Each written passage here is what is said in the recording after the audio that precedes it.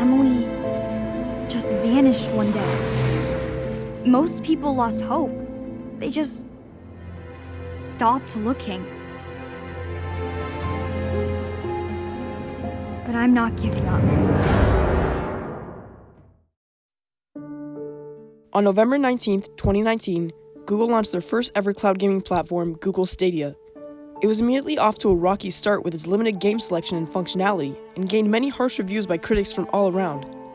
Today, Stadia stands as one of the best game streaming services, but let's take a look at one of the first games on the Stadia platform.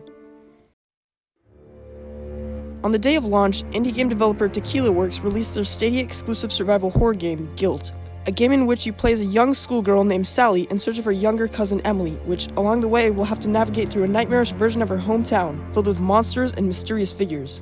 So, is the game any good? Let's talk about it. GYLT starts off with an introduction of the main protagonist Sally, in search of her cousin Emily that went missing a few months ago. The game takes on a graphical style that I haven't quite seen in any other game, which makes GYLT beautiful in its own way.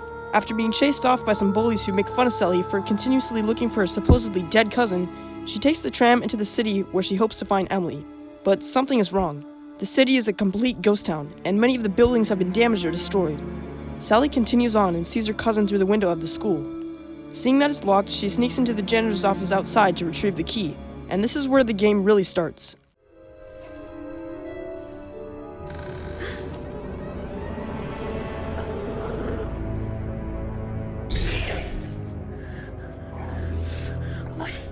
What is that thing? After collecting the key from the janitor's desk, you'll encounter the first monster of the game. It appears as a slimy, humanoid creature with an upside-down face that I can't help but to relate to Oogie Boogie.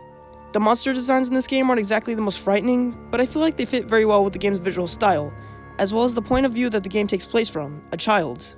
Keep in mind that this is a T-rated game, by the way, but despite these limitations, Tequila Works still managed to make the monsters charming and memorable.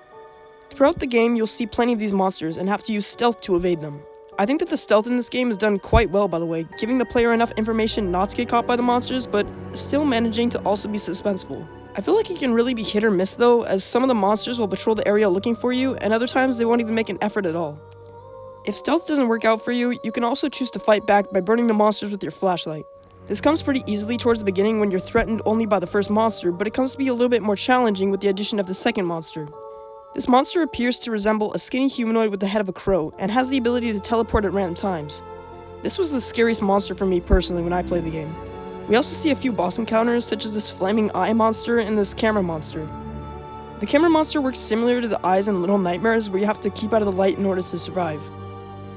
I thought that a lot of these mechanics, along with the many puzzles in this game, were fun. Not necessarily unique, but fun.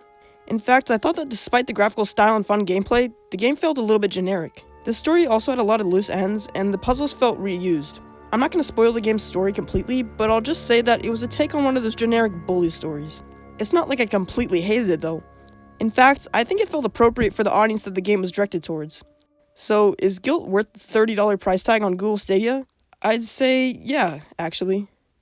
It's no Outlast or Amnesia, but it's a solid game that I had a lot of fun with, even frightening me at times.